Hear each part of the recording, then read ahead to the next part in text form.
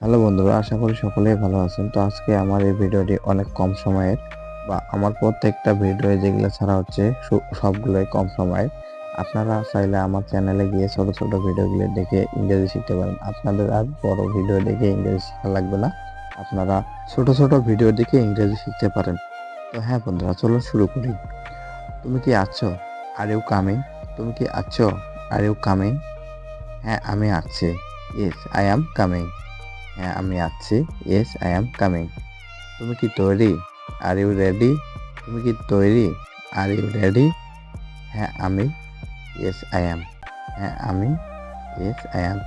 তুমি কি ক্লান্ত? Are you tired? তুমি কি ক্লান্ত? Are you tired? না, আমি নই।